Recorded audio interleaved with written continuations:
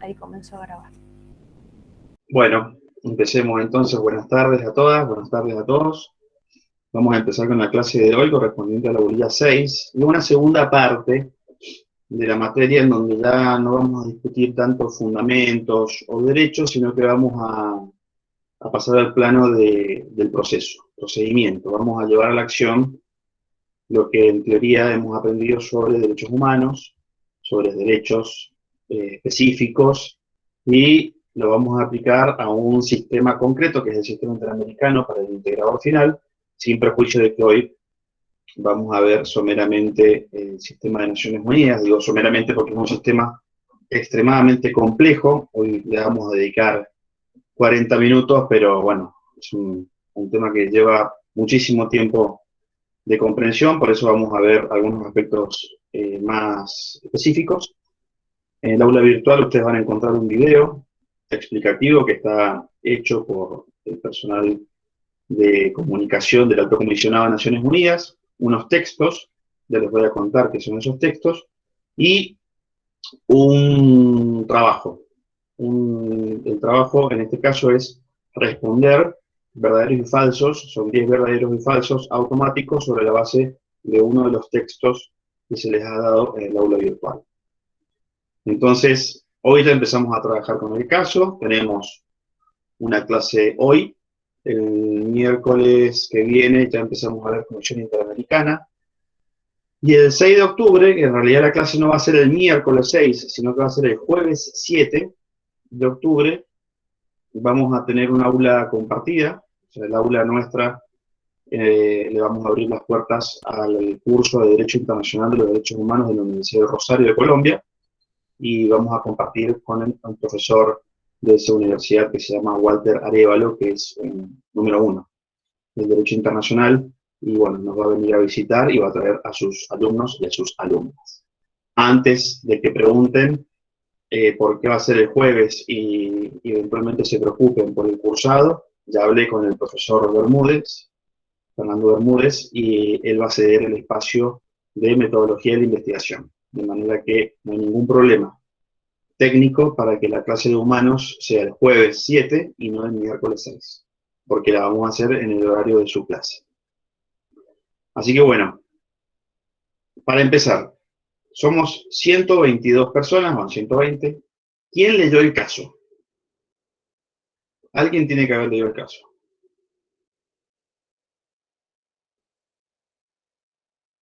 Quiero creer que hay alguien ahí, porque no veo a nadie, pero la veo a Flor nada más. Hola, profe. Sí lo leí yo. Hola. Estoy en el auto, Bueno, y por eso no cuénteme, tengo la cámara.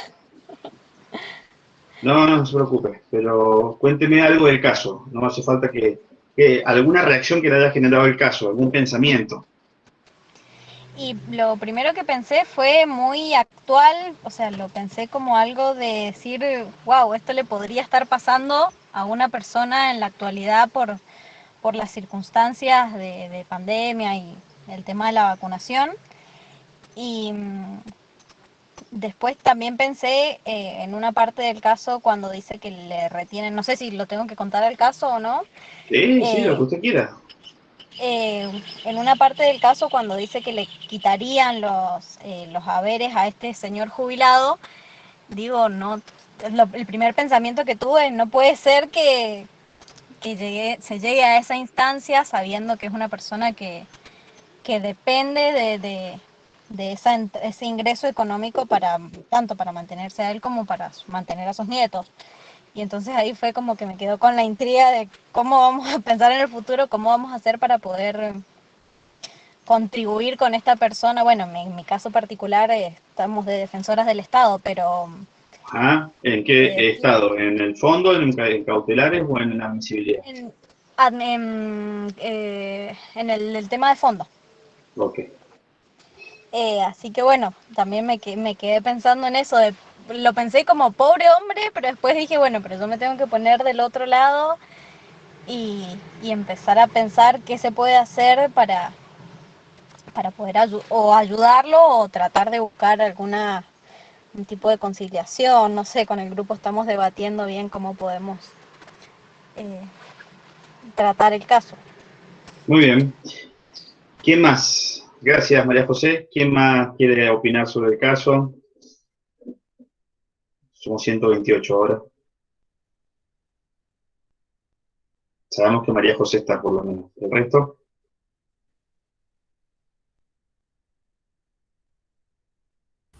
Buenas tardes, profesor. Buenas tardes. Beatriz. Bueno, nuestro grupo eligió representar al Estado en cuanto a la admisibilidad. Bueno, nos vamos a poner a debatir, pero sí, al igual que la compañera, me impactaba el caso porque es de suma actualidad. De hecho, ya en Europa se ha tratado este tema y bueno, pensaba con todas estas cuestiones hasta qué punto también desde el Estado, si bien prima el bien público, la salud de la población, hasta qué punto no se puede, o sería coaccionante obligar a una persona a vacunarse o para que no se le retengan los haberes.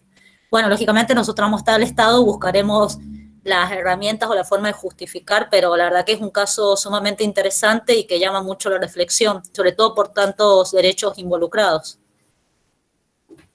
Perfecto. ¿Quién más? ¿Quién más quiere opinar sobre el caso?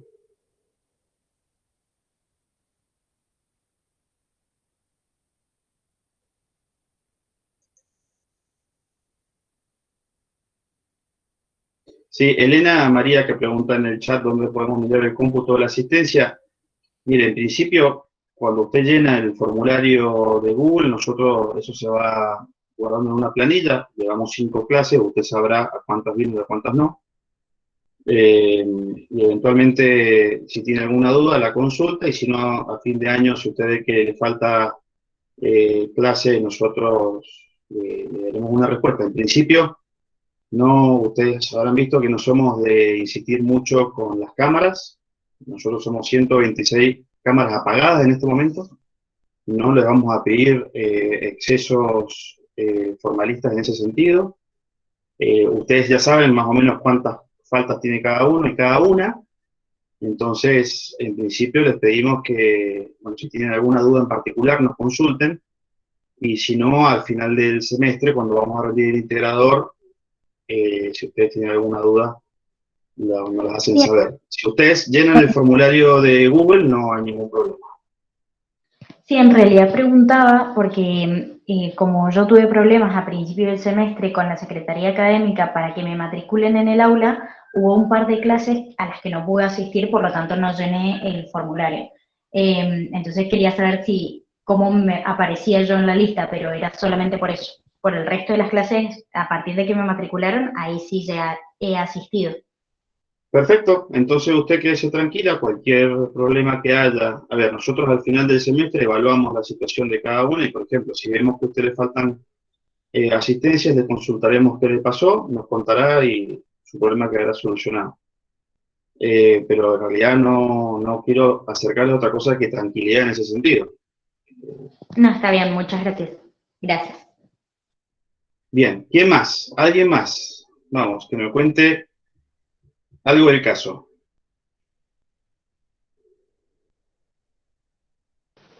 Profe, yo tenía, no sé si alguien más quiere hablar, pero también me llamó mucho la atención quién presenta, por así decirlo, la queja, el recurso en la comisión, que no es un abogado o la persona por sí, sino que dice que es una clínica jurídica de la Facultad de Derecho de ese lugar, entonces estaría dándole la legitimación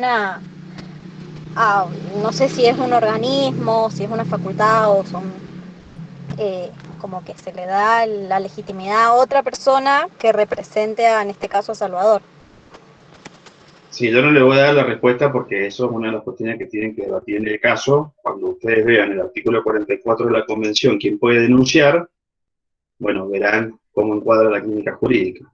De todas maneras, generalmente las peticiones ante los sistemas internacionales de protección lo suele presentar no la víctima. No hace falta que sea la víctima. De hecho, la víctima puede no saber que se ha presentado una petición en su nombre.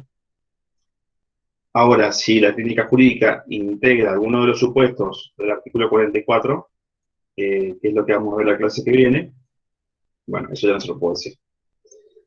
Las clínicas jurídicas funcionan en muchas universidades. Es un tema complejo, complicado para hacerlo funcionar en la nuestra, algún día.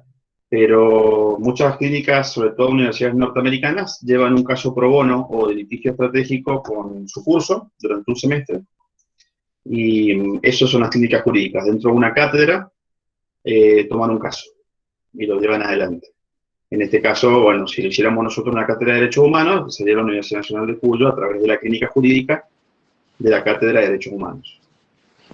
Claro, yo pensé que no lo había interpretado así, pensé que era como los consultorios jurídicos gratuitos que tenemos en la en la facultad, lo pensé por ese. Perfecto, está muy bien como lo ha pensado y a los efectos prácticos es lo mismo. Sea una clínica jurídica o el consultorio jurídico de la facultad, puede presentar una petición ante el sistema interamericano o no. Bueno, eso es, usted está, no, está en fondo encima. Una inquietud muy válida. Bueno, ¿y quién más? A ver, cuéntenme, ¿quiénes son las víctimas del caso? ¿Qué les llamó la atención? Les cuento que el integrador final es oral y con cámara prendida, obligatorio. Y si no, va a ser presencial, no lo sabemos todavía, o mixto. Entonces, empiecen a soltarse porque es como si rendieran el final. Profe, a mí me Sí. llamó la atención que, relacionándolo con la clase pasada, que fue de grupos vulnerables, Sí. este fue un fallo aplicado o contra esos grupos vulnerables, porque en primer lugar se trataba de una persona mayor y que tenía una discapacidad, y de niños, porque tenía a su cuidado personas menores de edad. Entonces, nada, me llamó la atención también eso de esa como falta de consideración, por así decirlo, o arbitrariedad contra esas personas, que encima una persona integraba varios grupos vulnerables, o sea, una discapacidad y siendo anciano y después otros tratándose de niños. Nada, también Bien, eso me llamó bastante la ¿y por atención. qué dice usted que es un adulto mayor? Porque tenía, ¿cuántos? 70 años. Y Y según, según los tratados, creo que personas mayores era quien es mayor de 60 años. muy bien, perfecto. ¿Usted qué grupo integra? Yo defenderé a la víctima. A la víctima. ¿En Ajá. admisibilidad, en fondo o en cautelares? En fondo. Bien. Si alguno de los equipos, sobre todo en cualquier instancia, se anima a llegar a un acuerdo de solución amistosa con otro equipo, lo puede hacer, pero vamos a ser ultra exigentes con ese caso. Y el escrito nos lo van a presentar por escrito antes del integrador. Entonces, si el equipo de Majo, por ejemplo, llega a un acuerdo con el de María José y nos presentan un acuerdo por escrito, para eso, la clase que viene, les vamos a agregar solución amistosa. El integrador final se puede llegar a limitar a una presentación del acuerdo de solución amistosa. Si ustedes ven, en el grupo de WhatsApp, yo les he enviado una invitación que nos han cursado desde la Secretaría de Derechos Humanos de la Nación, para que mañana a las 11:30 de la mañana ustedes puedan ver en vivo un pedido de disculpas público, que es una medida de reparación muy usual en el funcionamiento de los organismos de protección, en un caso de violencia de género, en donde se les va a pedir disculpas a la víctima. Ese caso que les he enviado la invitación mañana es un caso de solución amistosa. Si alguien se anima, le dejamos abierto el instituto. Bueno, ustedes siempre tengan presente que cada caso que analicen, no solamente en materia de derechos humanos, en cualquier caso que analicen en el ejercicio de la profesión, presten atención a los hechos, qué hechos son útiles. Cada hecho va a tener una significación jurídica. En el derecho penal, el hecho nos va a decir qué delito existe. En el derecho civil, qué categoría o qué marco jurídico le podemos dar. Cada hecho tiene una significación jurídica. Entonces, al hecho que ustedes tienen en el caso, que ustedes identifican como que es el hecho relevante, en este caso, en un caso más corto, prácticamente todos los hechos son relevantes, pero esos hechos van a tener una significación jurídica. Es decir, ustedes van a identificar violaciones a obligaciones internacionales del Estado, ya sea en la Convención Americana o en otros tratados. ¿Qué significa esto? Ustedes, ya lo vamos a ver la clase que viene, vamos a ver que existe, bueno, algo hemos visto, un sistema universal de protección bajo el paraguas de Naciones Unidas, en el que participan todos los estados, no todos en todos los tratados, pero sí bajo el sistema de Naciones Unidas participan los 194 estados que la conforman, y sistemas regionales. Nosotros, por ejemplo, en Argentina, o en la isla de Tanat, que es de la OEA, ustedes tienen dos variables para litigar. O van ante Naciones Unidas o van ante el sistema interamericano.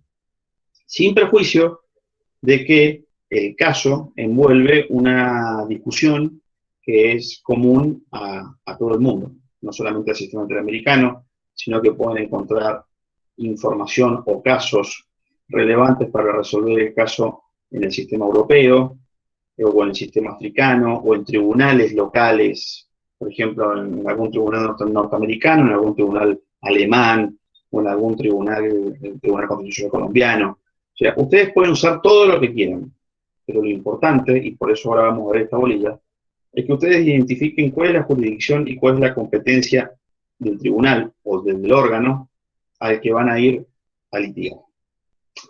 Si ustedes, por ejemplo, agarran, reciben un caso en materia de derecho penal y tienen que ir a ver el expediente, bueno, el hecho y la significación jurídica del derecho, por ejemplo, una persona que ha sido detenida después de un allanamiento en donde buscaban droga, a ustedes le va a dar la pista donde tienen que ir a ver el expediente, acá en Mendoza, ¿no? Es un delito por la ley de estupefacientes de competencia federal, entonces se van a ir a España y Pedro Molina, porque ahí es el órgano competente, ¿no? La jurisdicción es la justicia federal.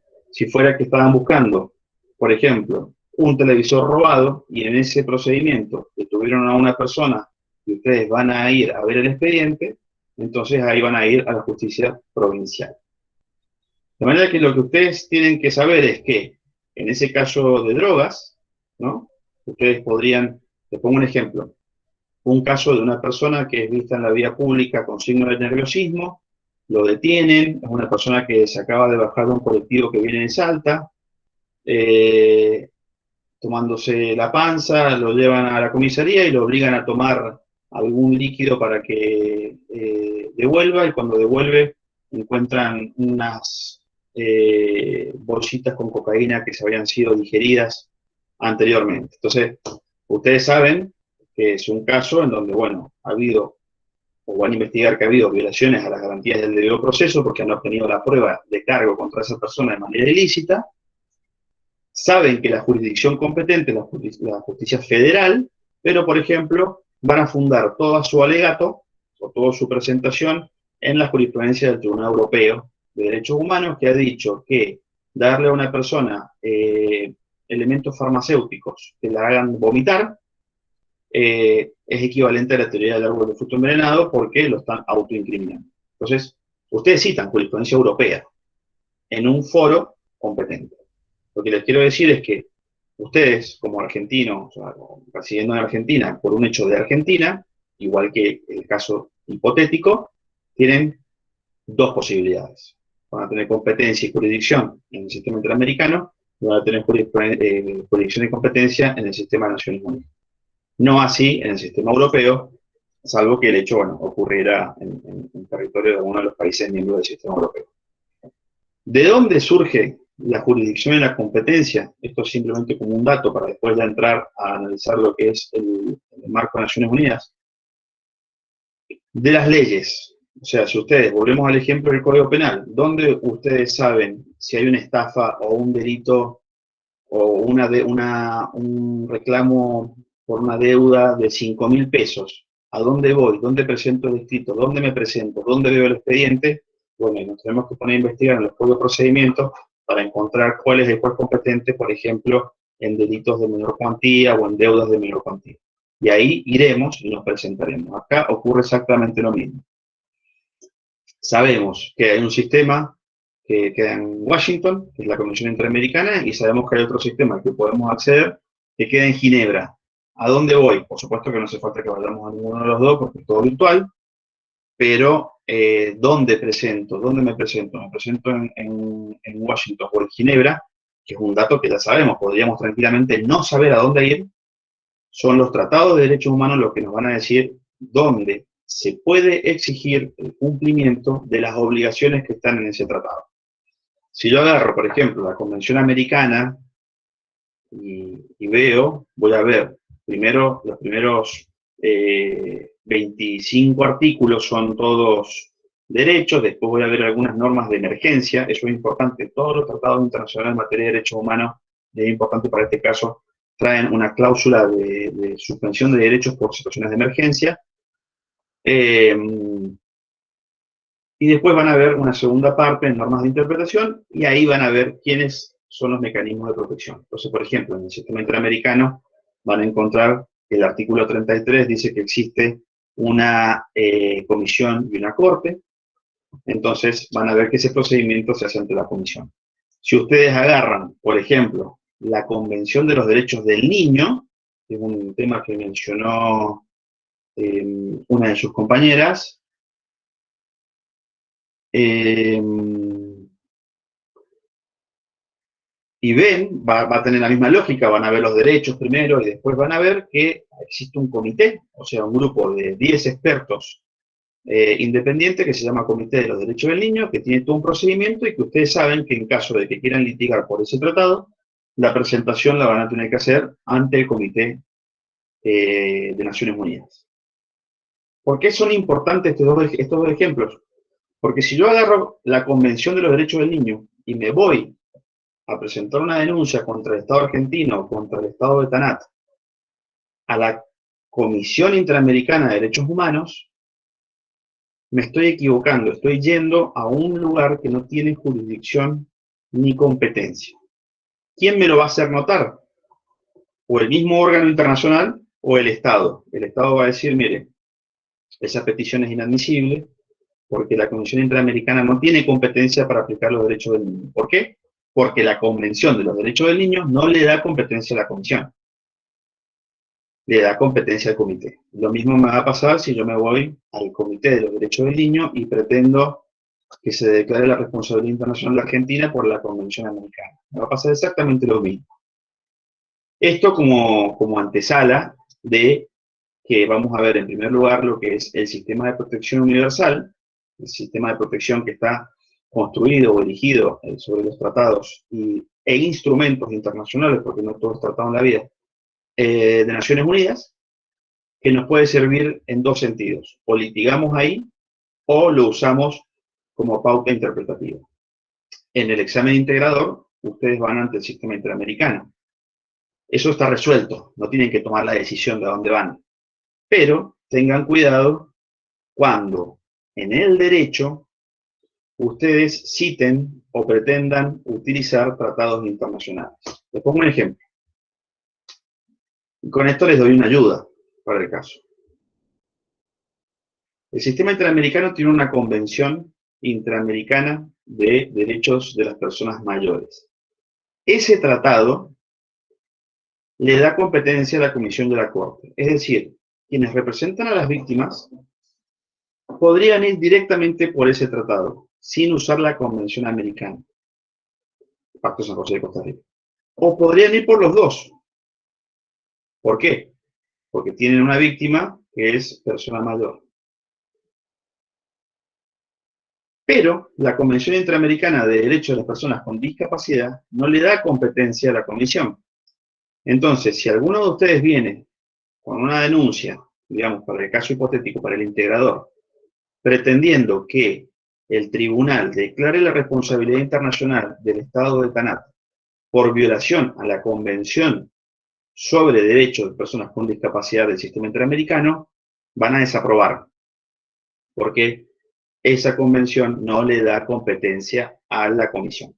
Yo sé que es un trabalengua y a medida que vayamos avanzando en todas las clases, lo van a ir entendiendo.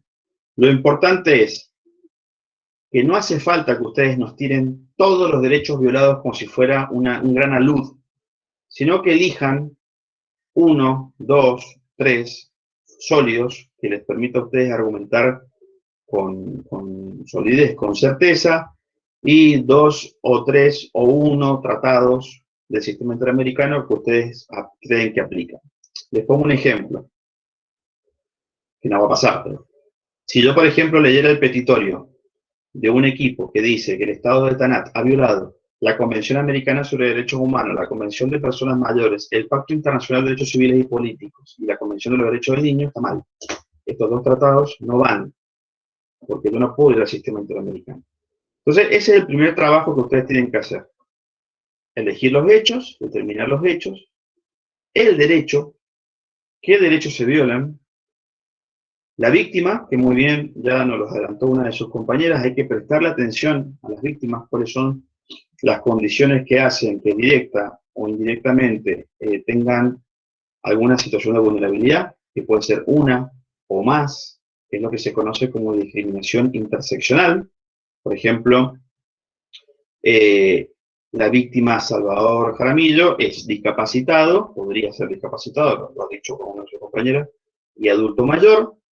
Entonces, bueno, si hay algún problema extra, además en lo que es la intersección entre la discapacidad y la edad como cuestión de vulnerabilidad. Los nietos, ¿son víctimas o no son víctimas? Son decisiones que tienen que tomar. Este caso admite múltiples soluciones. Los casos hipotéticos no tienen respuesta, eso sépanlo. No intenten buscar la respuesta al caso porque el caso tiene muchísimas respuestas. Ustedes podrían ir solamente por Salvador Jaramillo, podrían ir por los nietos, podrían ir por los nietos y no por Salvador Jaramillo, pueden ir por un tratado o por otro, pueden elegir un derecho o el otro. No les vamos a decir qué tienen que hacer, porque cada decisión que tengan sí tiene una consecuencia en cómo van a tener que alegar. Y finalmente, ¿qué quieren ustedes con el caso? ¿No? ¿Cuáles son sus pretensiones? ¿Qué es lo que entra en la arena de la reparación? ¿Qué quieren ustedes? ¿Quieren que esta persona simplemente cobre su jubilación? ¿Quieren que todas las personas que están en su situación no pasen por lo mismo? ¿Quieren que se le pague una indemnización compensatoria? ¿Quieren que le pida disculpas? ¿Qué quieren?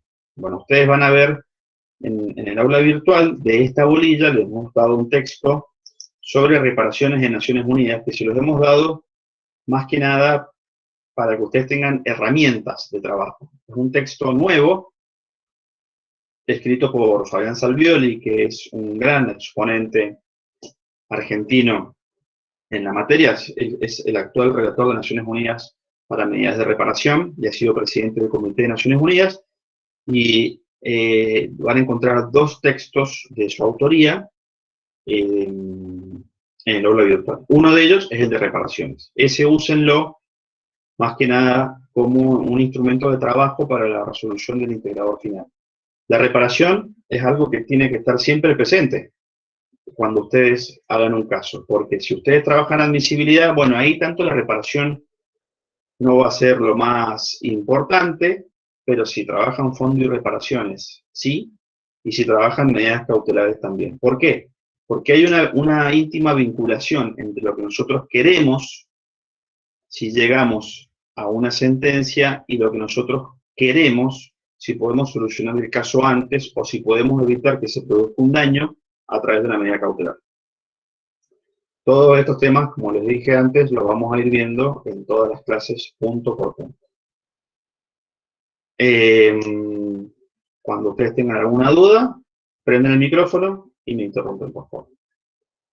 Entonces, bueno, hecho, derecho, víctima y pretensión. Tengan en la cabeza eso cuando trabajen el caso hipotético. Profe, Bien. perdón, ¿podría repetir? Sí. Pero lo voy a hacer más, miren, lo vamos a ir de paso tipeando en el chat.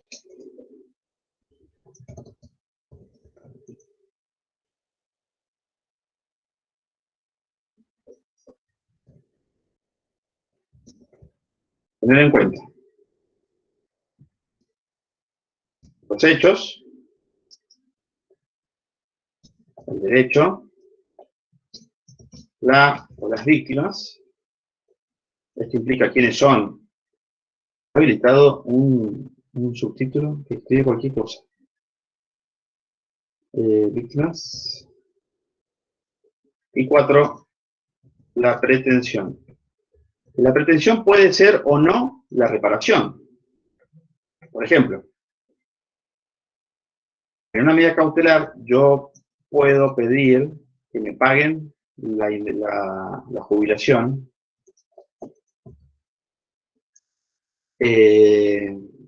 Bueno, acá, ¿ustedes ven el subtítulo ese que apareció? No, no aparece ningún subtítulo. Ah, a mí me aparece uno que dice Papa y Raquel. Menos mal. No aparece nada. Al menos yo veo solo el texto que estás hablando. Bueno, y ahora hablas vos y aparece en inglés directamente. No, buenísimo, de paso aprendo inglés. Claro, es la configuración de tu compu. Sí, un dedo que se me corrió el lugar y apreté cualquier cosa. Por ejemplo, en una medida cautelar, a ustedes lo único que les puede interesar es que les paguen la jubilación ya.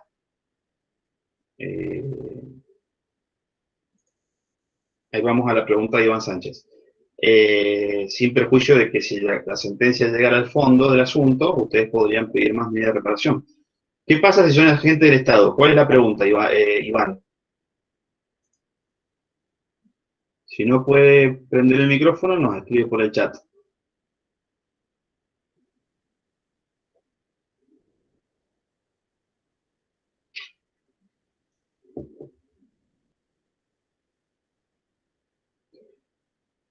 Bueno, mientras esperamos a Iván, en el Estado es lo mismo. Como Estado, yo tengo que identificar cuáles son los hechos que tienen una significación jurídica. Generalmente vamos a coincidir. Está lo que tenemos en cuenta. Generalmente vamos a coincidir. Puede haber una diferencia entre un derecho que ustedes como víctima pueden reclamar y lo que el Estado se va a defender. En ese caso, el Estado algo va a tener que decir. Si, por ejemplo, el equipo de Valentina, por ejemplo, pide por un derecho que con nuestro equipo, con Agustina, no habíamos pensado, bueno, algo vamos a tener que decir. Va a ser una pregunta importante en el integrador. Pero el Estado hace lo mismo, tiene en cuenta a las víctimas y la pretensión. Sí, María José. Yo tengo una duda respecto de esa conformación de grupos porque se me hizo lío. Nosotros defendemos, por ejemplo, que mi grupo que es representante del Estado. ¿Tenemos que representar al Estado respecto del caso hipotético o defenderlo respecto al grupo que defiende a la víctima que está antes o después que nosotros en la lista? No sé si me entiende. Bien. Ustedes defienden al Estado. Cualquier cosa, Lucía o Flor me corrigen, pero si mal no recuerdo, bueno, Lucía es el primer año que se nos suma, por suerte, pero no sé.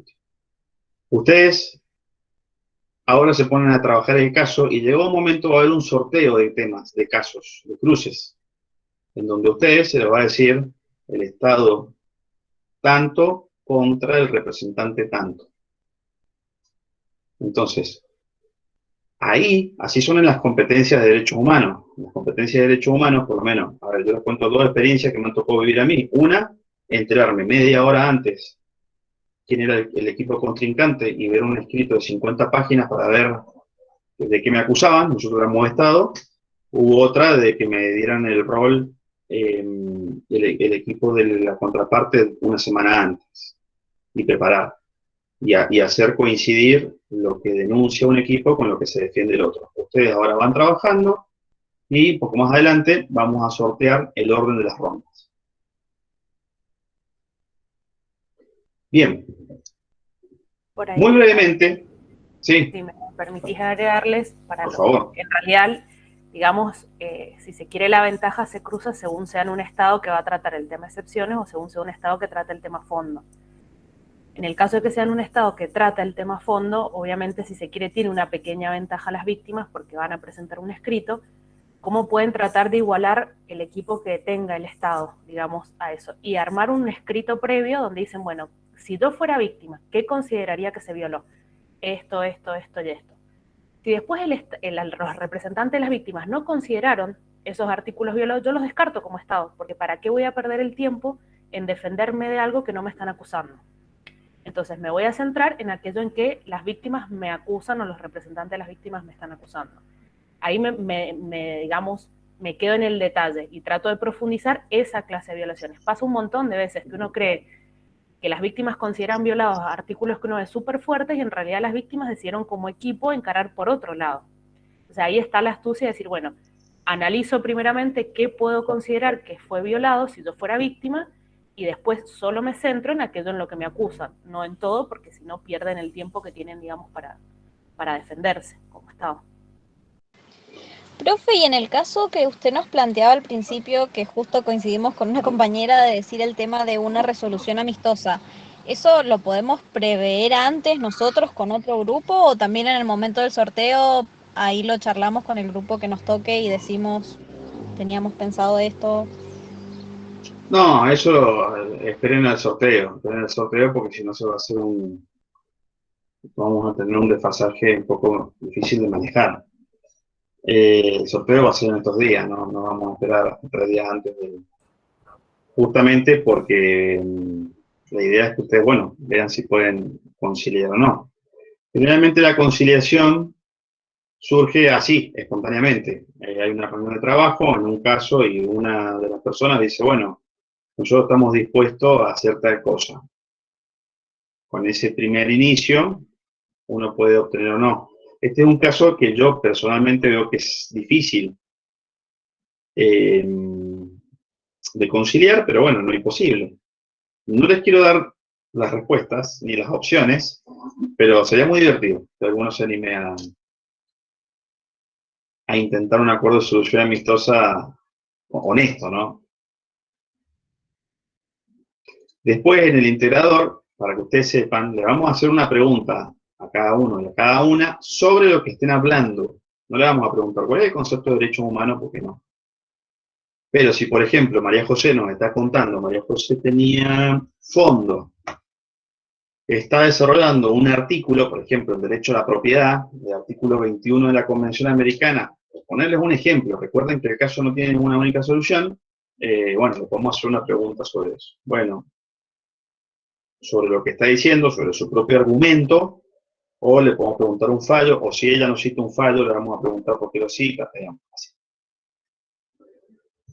Entonces, ¿alguna duda más? Yo sé que esto es mucha información, pero bueno, lo vamos a ir manejando.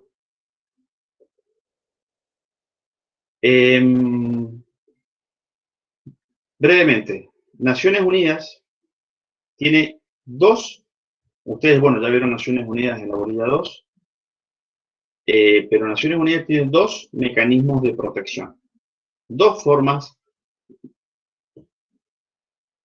Bueno, anoto lo de Pamela para el final. Pamela Pinto. Naciones Unidas tiene 2 formas de proteger derechos. Se los voy a enunciar brevemente para que ustedes después puedan resolver el trabajo práctico que está en la bolilla 6, que es un trabajo práctico fácil porque se basa en un texto. Con lo que yo les diga ahora lo van a poder solucionar casi sin leer el texto. Naciones Unidas, ustedes saben que es una organización internacional que tiene como fin la protección de los derechos humanos y el fortalecimiento de la democracia, la seguridad, la solidaridad, etc. Pero es una organización internacional en el sentido que hemos visto ya en otras bolillas, en donde hay un primer tratado que crea la organización, tratados específicos que asignan obligaciones a los estados y mecanismos de protección. Es decir, de nada sirve que yo diga que no se puede torturar cuando los países que integran el sistema de Naciones Unidas se tortura. De nada sirve que yo diga eso si no tengo la posibilidad de reclamarle al Estado en un determinado momento y bajo determinadas circunstancias que en un caso concreto se ha torturado. Hoy, ustedes pueden encontrar 2 formas de protección de derechos humanos de Naciones Unidas. Lo que se conoce como protección convencional y lo que es la protección extraconvencional. Vamos a la primera, que es la más fácil. La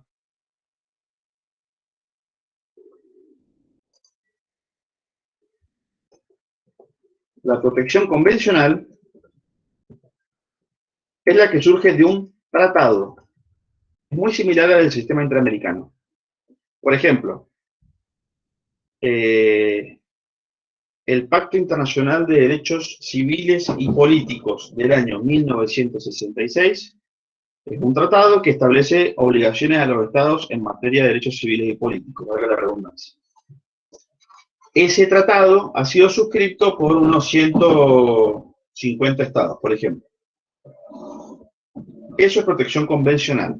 El Pacto Internacional de Derechos Económicos, Sociales y Culturales, el Tratado de la Convención Internacional de Derechos de las Personas con Discapacidad, desaparición forzada de personas, etc. Actualmente hay 10 tratados. Cada tratado de Naciones Unidas tiene un comité, que es un grupo de expertos independientes. Algunos comités tienen 10 personas, otros comités tienen 13, otros comités tienen 15. Ninguno representa a su país, sino que actúan todos a título individual. Por ejemplo, Lucía es electa y como integrante del Comité de Derechos Económicos, Sociales y Culturales, ella no representa a Argentina, sino que es independiente. Cada tratado tiene un comité. Cada tratado le asigna competencia a un comité. El Pacto Internacional de Derechos Civiles y Políticos me dice que hay un comité de derechos civiles y políticos al cual yo puedo ir a denunciar. Ahora, en Naciones Unidas, esto es igual que en el sistema interamericano, pero en Naciones Unidas, cada tratado trae dos formas de supervisión. Una, que es obligatoria, viene con el tratado, no la puedo correr, ¿no? Y otra que es como el paquete premium de DirecTV. Uno de los mecanismos de protección viene con el abono base y el otro es un plus que requiere que el Estado también firme. El sistema de protección que viene incluido en el tratado y que el Estado con la sola firma del tratado ya se ve obligado es el que se conoce como sistema de informes periódicos. Se los voy a anotar acá. ¿Qué implica el sistema de informes periódicos?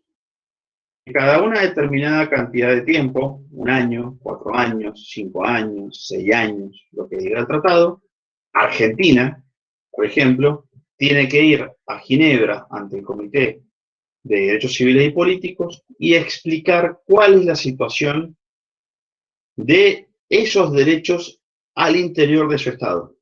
Así, todos los países que son parte. Entonces, en un periodo de sesiones le toca a Argentina, a Suiza, a Burundi, a Nigeria, a Camboya y a Perú. 4 años después van a volver.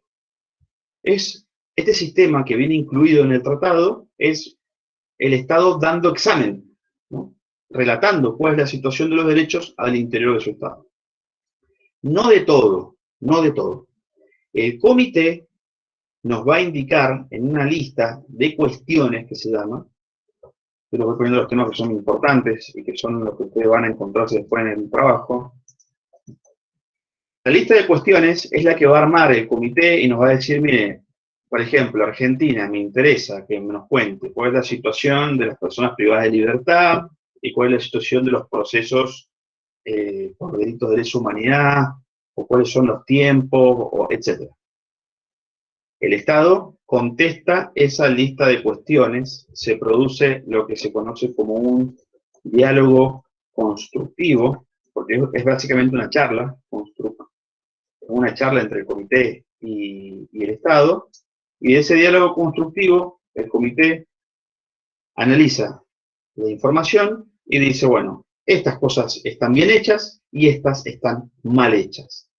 De las que están bien hechas lo aplaudo, y eso es importante porque eso hace la reputación internacional del Estado. Las que están mal hechas nos vemos dentro de 4 años. Se terminó. El comité emite un informe que se llama informe final, y con ese informe, que ustedes pueden buscarlo después en la página del Alto Comisionado, se vuelca la información concreta de ese tratado. Ahora, un tema que es importante y que está preguntado en el práctico. ¿Qué rol cumplimos nosotros y nosotras, digamos, seres de carne y hueso que no somos estados? No está regulada la participación de la sociedad civil. Sociedad civil, léase universidades, organizaciones de la sociedad civil o las personas individuales. Porque nosotros que estamos aquí, 128 personas, aunque no formáramos parte de una organización, somos un grupo de personas que estamos interesados en la defensa de los derechos humanos. Entonces, No está regulada nuestra participación, pero sí participamos efectivamente, porque esta lista de cuestiones que yo le cuento, que arma el comité, es pública. Entonces, nos enteramos, por ejemplo, que se viene Argentina tiene que rendir cuentas en el Comité de Violencia contra la Mujer, nos interesa algunas cuestiones específicas, vemos la lista de cuestiones y podemos participar. ¿Cómo participamos? No vamos a participar en la audiencia, sino que podemos presentar lo que se conoce como informes, es horrible el nombre, ¿no? Lo voy a decir, pero se conoce como informes en la sombra, que son los conocidos como Shadow Reports. El Shadow Report tiene su nombre en el Parlamento inglés. Todo lo que viene de la oposición está en la sombra frente al oficialismo que está en la luz, una cosa muy simbólica, pero todas las propuestas hechas por la oposición en el Parlamento inglés tienen este nombre. Lo que quiere decir esto es que las representantes de las víctimas funcionan como un contrapeso al Estado. Entonces, cuando presentan este informe en la sombra, lo que le están diciendo al comité es, mire, cuidado, porque si a usted le interesa saber cuántas mujeres mueren por día en Argentina, el Estado puede manejar una información. Por ejemplo, el Estado puede decir que en 360 días mueren 70, y ustedes, en la sociedad civil, están haciendo un estudio y llegan a la conclusión de que son 140. Entonces, el comité tiene más información y esto favorece más al diálogo constructivo con el Estado. También, claro, esto implica ir a Ginebra, pueden mandar correos electrónicos o pueden en algún receso acercarse a algún integrante del comité y proporcionar la información, un comunicado de prensa o un diario o una estadística o el resultado de un censo, etc. Este es el sistema de protección que viene incluido en el tratado. Es decir, en el momento en que el Estado ratifica el tratado, se obliga a que periódicamente va a ser evaluado por el comité. Entonces, cada 4 años, cada 5, cada 3, cada lo que disponga el tratado, Argentina, por ejemplo, tiene que rendir cuentas de la situación de cada uno de los tratados sobre la base de la lista de cuestiones y, por supuesto, la sociedad civil puede participar con estos informes en la sombra y el comité emite un informe final en donde le dice al Estado lo que hizo bien y lo que hizo mal. Lo que hizo bien se aplaude, lo que hizo mal queda pendiente para el próximo encuentro. Y así todos los estados. Pero además, este sistema lo tiene Naciones Unidas nada más. No existe ningún sistema regional esta posibilidad. Pero acá viene lo que nosotros conocemos como sistema de protección más conocido, que es la posibilidad de presentar una denuncia. La posibilidad de presentar una denuncia ya es algo más complicado porque requiere que el Estado ratifique un protocolo, o sea, un tratado adicional en donde está contemplada la competencia del comité. ¿Por qué es complejo esto? Por ejemplo, el Pacto Internacional de Derechos Económicos, Sociales y Culturales tiene 160 estados firmantes. Quiere decir que el comité puede evaluar a 160 estados con el informe periódico. Pero solamente 17 estados han ratificado el protocolo. ¿Qué quiere decir eso? Que solamente podemos presentar denuncias respecto de esos 17 estados. O sea, el comité solamente puede recibir denuncias respecto de estados que han firmado el protocolo facultativo o adicional. Entonces, en Argentina, ustedes pueden denunciar al país si ven que hay un incumplimiento de ese tratado. Pero en Chile no, porque Chile, por ejemplo, ese tratado específico no ha firmado el protocolo facultativo. Esa es la complejidad que tiene y el impacto que tiene en la efectividad de los distintos tratados de Naciones Unidas. Ustedes, en todos los tratados, el impacto y el número es muy diferente entre, por ejemplo, el Pacto Internacional contra la Desaparición Forzada de Personas, que es un tratado muy interesante, muy importante, y es del año 2004, si no me equivoco, tiene un promedio de 90 estados firmantes, pero solamente creo que llega a 12 o a 14 los que han aceptado la posibilidad de las denuncias. Superada esta instancia, el sistema de peticiones de Naciones Unidas y el sistema interamericano son muy parecidos. O sea, ustedes tienen que demostrar, esto lo vamos a ver la clase que viene, en profundidad. Vamos a trabajar admisibilidad y solución amistosa la clase que viene. Ustedes tienen que cumplir una serie de requisitos, principalmente agotar los recursos internos, y eso es muy importante que lo tengan presente para el caso hipotético. Cada cosa que ustedes pretendan que sea revisado internacionalmente, tienen que demostrar que se ha agotado el recurso interno, o en su caso demostrar por qué no se ha agotado. Y finalmente, como última cuestión del sistema universal, ahora vamos a pasar a los insumos, la posibilidad de cada comité de emitir lo que se conoce como observaciones generales. ¿Qué hace el comité? Cuando ya lleva resolviendo muchos casos de debido proceso, por ejemplo, o de derecho a la vida, o de libertad, o de derecho del niño, o lo que fuere, hace un compilado de todos sus criterios y emite una observación general. Esa observación general es muy interesante porque nosotros la podemos usar mucho, porque son, en definitiva, una recopilación de los criterios del Comité de Naciones Unidas que a nosotros nos puede dar mucha letra. Les pongo un ejemplo.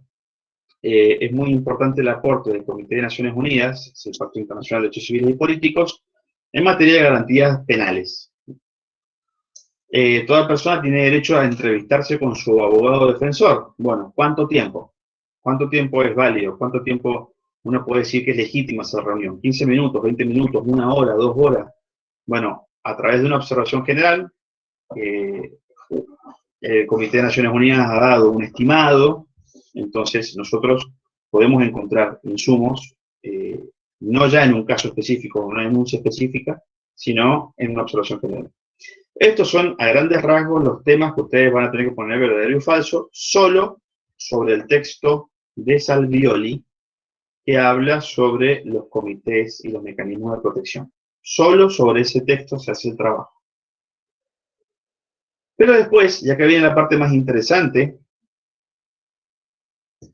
esta situación de desigualdad y de injusticia que implica que un Estado pueda ser sometido a control en un tratado y en otro no, o sea, ¿a qué me refiero? Por ejemplo, si un Estado no firma el protocolo facultativo del Pacto de Desaparición Forzada de Personas o el Pacto contra la Tortura, yo no puedo denunciarlo. Bueno, entonces eso deja un vacío geográfico, deja un país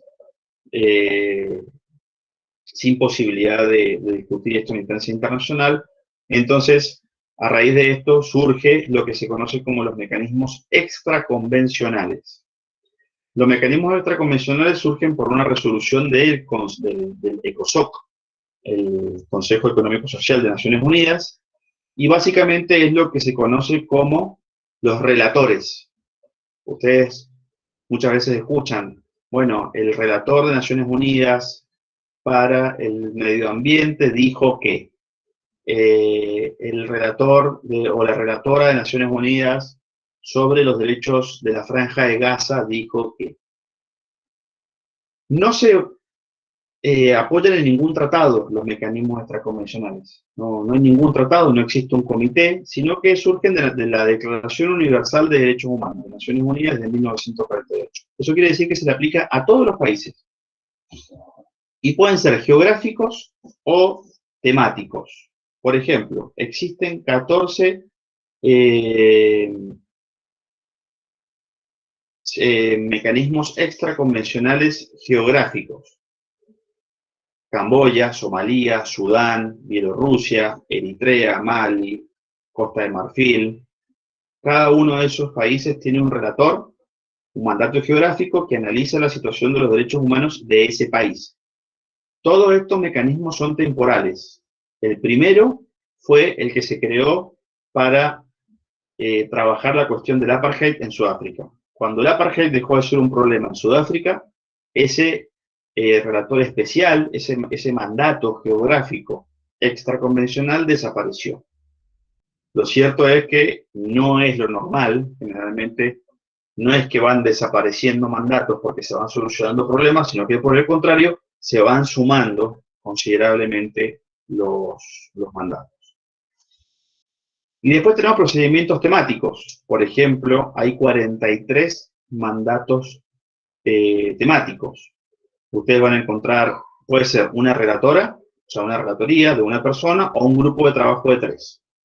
Les tiro algunos ejemplos. Grupo de trabajo sobre detención arbitraria. Un experto independiente sobre democracia. El relator especial sobre derecho a la educación. Un grupo de trabajo sobre desaparición forzada. Un relator especial sobre independencia de jueces y de abogados y abogadas. Un relator especial sobre libertad de creencias. Un relator especial sobre mercenarios. Imagínense lo que es la problemática, por ejemplo, de los mercenarios en África. Tenemos un relator especial sobre derechos de las personas albinas. Son un problema que se da en personas albinas en territorio africano, que son víctimas de torturas, muchas veces de asesinatos, porque se creen que, por ejemplo, el uso de sus huesos se usa para magia negra. O sea, son cuestiones que son tan específicas que hay una persona que trabaja esa cuestión. No hace falta que exista un tratado, pero sí existe una persona específica. ¿Cuál es la diferencia o para qué sirve esto? Por ejemplo, el relator de privaciones arbitrarias es una persona a la que ustedes lo llaman por teléfono o le mandan un correo electrónico y lo ponen en conocimiento de una detención durante una manifestación. Esto es muy normal. Estamos hablando de países, por ejemplo, que podría ser un país que ha ratificado o no el tratado. Pero pensemos un país en donde hay una manifestación, ha ocurrido muchas veces en Argentina. Muchas veces en Argentina, o incluso en Mendoza, cuando hay una manifestación y hay movilización de las fuerzas de seguridad, muchas veces se activan los datos de contacto de los grupos de Naciones Unidas específicos. ¿Por qué? Porque estos grupos permiten que ustedes se contacten mandando un correo electrónico o incluso muchas veces por teléfono y pongan en denuncia o en aviso que durante una manifestación se detuvo a una persona arbitrariamente y no se sabe dónde está. Esto permite que se active un mecanismo en las primeras horas que son fundamentales para evitar, por ejemplo, desapariciones forzadas.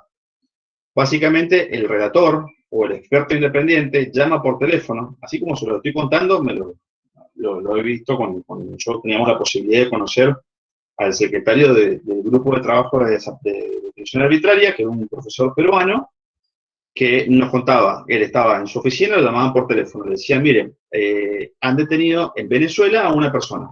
Bueno, ¿y usted quién es? Y yo soy el grupo de detención arbitraria de Naciones Unidas, y le aviso que en tal territorio han detenido a una persona y queremos información en las próximas 24 horas. Y por ahí muchas veces hay resistencia de los países, ¿no? En este caso de Venezuela, la persona, este profesor peruano nos contaba que como no era un mecanismo convencional, ni era la Comisión Interamericana o la Corte Interamericana, les cortaba. Decía, no, yo a usted no le voy a dar información. Pero la persona aparecía con vida a las pocas horas. Es decir que, de alguna manera, estos mecanismos extraconvencionales cumplen con esa función de prevención. Y ustedes pueden encontrar acá lo que son las cartas de alegación o los llamamientos urgentes, que vendría a ser lo mismo que una petición o que una medida cautelar. ¿Para qué sirven estos grupos, estos relatores y estos grupos de trabajo? Para trabajar cuestiones muy específicas. En el aula virtual ustedes van a encontrar el trabajo del relator especial sobre catástrofes, que es un colombiano de apellido Ospina. Esto no lo conoce nadie. Hay un solo trabajo escrito y lo tiene en el aula virtual. Esta persona, Ospina, en el 2016 escribió un informe para Naciones Unidas sobre la situación de las catástrofes. Y dentro de las catástrofes están reguladas las pandemias. De manera que, por ejemplo, para quienes son Estado, contar con, y para quienes son víctimas también, porque después van a trabajar un contradictorio, contar con esa información de un relator especial de Naciones Unidas sobre cómo debe ser el tratamiento en catástrofes y específicamente sobre pandemia, es algo que ustedes no lo van a encontrar en ningún lado, porque no existen casos, porque en el Comité de Naciones Unidas no hay ninguna denuncia, o porque se presenta una denuncia pero se demora un tiempo. Pero acá tiene un trabajo de un mecanismo extraconvencional, que es un relator especial, que le ha presentado a la Asamblea General de Naciones Unidas un informe sobre esta situación específica. Les he explicado o les he intentado contar un poco los mecanismos de Naciones Unidas en 40 minutos, prácticamente imposible. Podríamos tener una clase para cada uno tranquilamente, pero bueno, lo importante es que ustedes no van a resolver el caso directamente en Naciones Unidas, o sea, el caso no es un litigio entre un comité, pero sí para que cuando ustedes se pongan a investigar sobre el caso, todo lo que encuentren les suene a ustedes de dónde viene. Si es un informe del Comité de Derechos Humanos o del Comité de los Derechos del Niño o del Comité de Personas con Discapacidad, ustedes saben inmediatamente que es una decisión que ha tomado el comité por una denuncia. Si ustedes leen la observación general, ustedes saben que es una recopilación de criterios que ha hecho el comité respecto de un derecho. Si ustedes leen el informe final respecto de Surinam sobre la situación de las personas con discapacidad, ustedes saben que es el resultado de un informe periódico. Si ustedes leen el informe del relator de Naciones Unidas para Medio Ambiente o para Pobreza o para lo que fuere, ustedes saben que es el trabajo de un mecanismo extraconvencional de Naciones Unidas.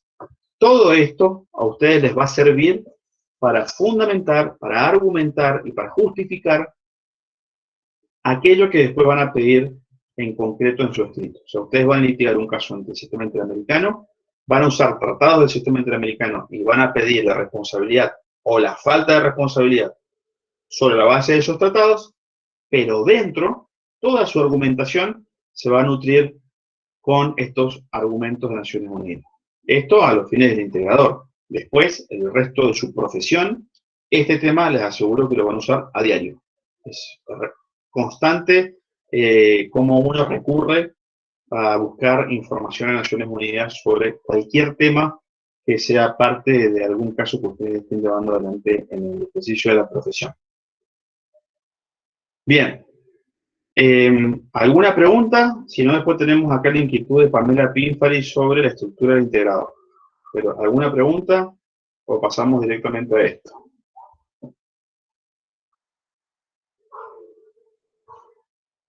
Ninguno. Bueno. La estructura del integrador es el siguiente. Ustedes se han anotado en grupos. Cada grupo representa un rol. Son estados o son representantes de las víctimas. Y tienen que resolver un caso. Cada grupo está asociado a una etapa del proceso. La admisibilidad, la medida cautelar o el fondo de reparación.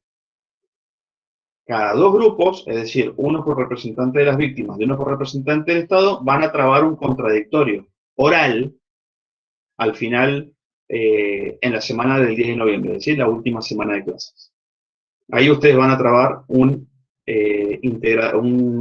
contradictorio oral. Cada uno y cada una va a hablar 3 minutos de promedio, que les parecerá poco, pero no saben la cantidad de cosas que pueden decirse en 3 minutos. Para eso, ustedes tienen que dividirse entre ustedes los temas, darle coherencia al discurso, darle orden, y se le va a hacer una pregunta a cada uno. Vamos a escuchar como si fuera una audiencia de verdad, van a estar conectados en ese momento los dos grupos. Se le va a dar la palabra, por ejemplo, en la etapa de admisibilidad, primero al Estado y después a los representantes de las víctimas, porque es al Estado a quien le importa si el caso es admisible o no. Son los Estados los que se quejan o los que impugnan la admisibilidad, y en los otros casos al revés. Se le da primero la palabra al representante de las víctimas y después se escucha a los agentes del Estado. Listo. Lo que sí nos van a tener que presentar eventualmente es una versión escrita de su trabajo para que nosotros podamos hacer un seguimiento de lo que han ido, de lo que han resuelto o de cómo han resuelto el caso. No sé si era eso lo que necesitaba o lo que me estaba preguntando Pamela, no sé si Pamela está, si quiere prender el micrófono. Sí. Sí, profe, perfecto, sí. Era para que quedara bien claro cómo teníamos que empezar a trabajarlo y demás, más que nada. Bien, ustedes sepan, la clase que viene vamos a ver admisibilidad y solución amistosa. Muy por encima y cautelares. La semana que viene, quienes tengan esos roles asignados, bueno, preparen preguntas, participen, sáquense todas las dudas que quieran. Y después recuerden que la clase es el jueves, la del 7 de octubre, no va a ser el miércoles, va a ser el jueves. La clase que viene, sí, ya empezamos con Comisión Interamericana, vamos a hacer una pequeña explicación de la Comisión Interamericana, pero nos vamos a centrar en lo que a ustedes les sirve más, que es cómo presentar una denuncia, cómo pedir medidas cautelares, que es el objeto del integrador final. Entonces, bueno, ténganse bien leído el caso y bueno, ponemos, no, nos quedamos todo el tiempo que haga falta, ¿eh? Eso no se preocupen. No hay ningún problema mientras ustedes puedan contar con todas las herramientas para preparar el integrador final. ¿Alguna duda?